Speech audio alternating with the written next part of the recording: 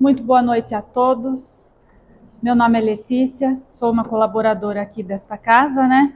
E hoje vim conversar um pouquinho com vocês sobre responsabilidade espiritual. Lembrando que a gente estava no comecinho do ano, falou, nossa, o ano vai parar, vai demorar para passar e já estamos no final de março, né? Então está voando. E temos grande responsabilidade sobre isso também. Todas as atividades que nós assumimos, ela vai se converter em dever assumido. E isso exige grande responsabilidade. Sendo ela na parte de trabalho, sendo ela na parte espiritual, sendo ela na parte de relacionamentos, amizades, nós assumimos um compromisso. E a nossa existência, ela é portadora de programas que nos auxiliam a nos educar e que contribuem para o nosso desenvolvimento intelecto-moral do nosso espírito, porque somos a matéria e temos o espírito. E sem o espírito, a matéria ela não tem a vida, né? Não existe vida sem o espírito. E a responsabilidade nossa, principalmente, ela nos dá a capacidade de nós podermos avaliar as nossas próprias habilidades e as nossas ações. As nossas ações nos dando consequências de decisões e de como agir de maneira correta ou incorreta, né? Para que nós possamos alcançar os nossos objetivos, sendo ele da parte material, como ele também da parte espiritual. E isso envolve, e isso nos dá a consciência de que nossas ações, os nossos pensamentos e os nossos sentimentos, eles têm um impacto enorme, não somente em nós, mas também naqueles que nos cercam, né? Nas pessoas que estão ao nosso redor e também no mundo em geral. Quando nós pensamos em espiritual, é de natureza do espírito, incorpóreo, na vida espiritual. Mas lembrando que a nossa existência, ela é também espiritual. Não tem como separar o espírito da matéria. Tudo aquilo que fazemos, ele vai nos dar a responsabilidade espiritual. E quando a gente pensa em espiritualidade, a gente já associa a religião, né? Porque os homens criaram as religiões, às vezes como forma impositiva, o que também nos auxilia a ter uma conduta um pouco melhor, que nos dá um guia de conduta. Então a religião ela não é ruim, muito pelo contrário. Ela auxilia os homens a ter uma conduta moral e também espiritual, né? E isso nos faz também nos tornarmos devotos a alguns exercícios espirituais.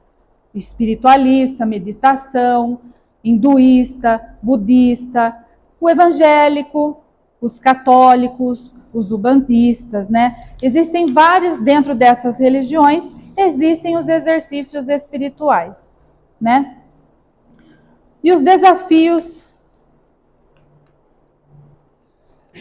da responsabilidade de exercer, de praticar tanto as religiões como a responsabilidade espiritual. Por quê? Porque nós temos esse desafio? Porque não é fácil. Porque ele nos exige disciplina, nos exige frequência, assiduidade, conduta. E não é fácil. É ter bons pensamentos. E às vezes as distrações da nossa vida, do nosso cotidiano, eles podem nos afastar desse desenvolvimento, desta responsabilidade espiritual. E quando nós nos afastamos, nós perdemos a consciência dessa responsabilidade. E além disso, esse desafio desse desenvolvimento espiritual, desta responsabilidade, ele vai nos dar o medo de falhar, de não atender às expectativas. E isso pode nos impedir de agir, de fazer, de acordo com o valor espiritual que nós acreditamos. E o mais importante para vencer esse medo é reconhecer que esses desafios é o primeiro passo e que nós devemos superá-los e continuar a nossa jornada de crescimento espiritual. Um exemplo bem básico disso é estar aqui na segunda-feira.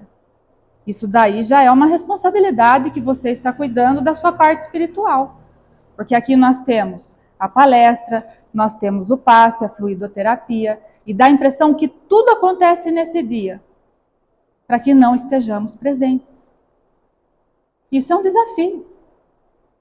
Não é porque eu sou só o ouvinte da palestra que eu não tenho esse desafio.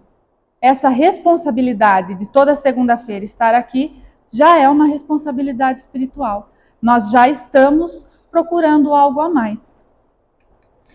Uma coisa muito importante é nós termos o autoconhecimento, é nos conhecer. O autoconhecimento é uma parte essencial da responsabilidade espiritual. É saber como eu sou e principalmente como eu estou. E nós precisamos entender que quem somos, quais são os nossos valores e como as nossas ações afetam a nós e também afetam os outros. Porque se eu venho no desenvolvimento espiritual, a tendência é melhorar. E se a tendência é melhorar, a gente tem que fazer uma autoanálise. E como eu estou? É um processo contínuo de reflexão e autoanálise, onde nós buscamos compreender as nossas motivações e o impacto que as nossas escolhas vão trazer. Não só para o nosso próximo, tá? Principalmente para nós, porque somos individualidade. O autoconhecimento, ele vai nos permitir a alinhar as nossas ações, conforme a nossa crença espiritual ou religiosa, e ele vai promover uma vida mais autêntica e significativa. Por quê? Eu vou ter as respostas que eu tanto procuro. Se esse desenvolvimento ele está se fazendo, eu tenho as respostas para as minhas dúvidas. Em que acreditamos? O que nos conforta? Qual é a religião que toca o meu coração? Qual é a espiritualidade que me conforta, que me traz o amparo, que tira as minhas dúvidas e aconselha o meu pensamento e o meu coração? E mediante a nossa responsabilidade espiritual, nós temos a oportunidade da reencarnação, que nos auxilia na reparação de erros, em corrigir as nossas irregularidades e também na reabilitação moral. E a finalidade da reencarnação, do renascimento, porque se somos espíritas, nós já acreditamos na reencarnação, na vida após a morte e nas vidas sucessivas através do tempo. O renascimento, a reencarnação, quando a gente fala em corrigir os nossos erros, as nossas irregularidades, ela não tem aspecto punitivo. Ela é correção e não punição. Então não precisa da chinelada na mão, né? Não é castigo, não é Deus que nos castiga. Somos nós, através dos nossos atos, que através do desenvolvimento a cada reencarnação, a cada passo, conseguimos melhorar. E mediante a nossa reencarnação, nós temos as nossas aflições, que vêm do sofrimento e do desconforto, e nos causam muito sofrimento e desconforto. e que nos dá a atenção à ordem, à disciplina e ao dever. E daí a gente pergunta, por que eu? E a resposta é, por que não eu? Por que o próximo? Já pararam para pensar nisso? Por que tudo acontece comigo? Por que eu? Mas a resposta é simples. E por que não você? Por que tem que ser com o próximo? E quando isso vai passar? Quando nós compreendermos a necessidade real da nossa evolução, do nosso desenvolvimento. E quando nós compreendermos que ele é em base homeopática, é devagar, é lento, não é do dia para a noite. E assim, nós, seres humanos falhos em evolução, nós vamos superando as fases de negação, de irresponsabilidade, e nós vamos alcançar a compreensão que nos dá o discernimento da nossa existência. E todas as nossas ações, elas fazem parte de um processo para que ocorra a futura iluminação. Não vai acender uma luz aqui e eu vou virar um anjo, né? Não é isso. Ele vai nos transformar através das nossas experiências de solidariedade, de amor e de fraternidade. Quando quando nós pararmos de ver o nosso eu, o nosso ego, o porquê eu, e nós identificarmos que o outro também sofre, também tem as suas aflições, e conforme a necessidade de cada um. E o avanço espiritual, ele vai acontecer quando a gente sair do nosso instinto primário. E isso nos fará aumentar as nossas aspirações de paz e de bem-estar. E daí a gente não vai mais perguntar o porquê eu.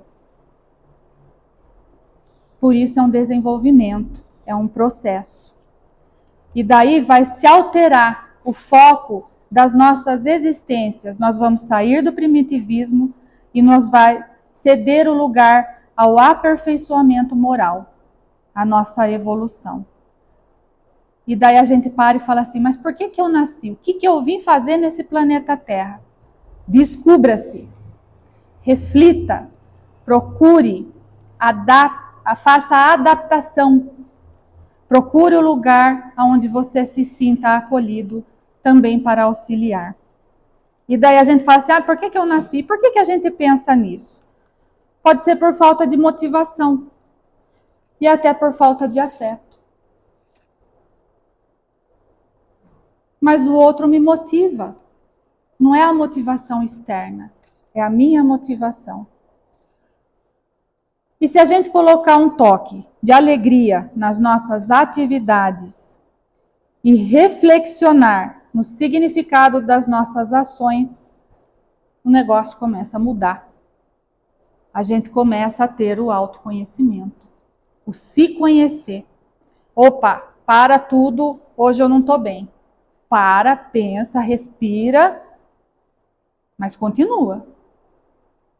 Não para a caminhada, continua. Eu consigo fazer, mas eu preciso de calma. Faça com calma.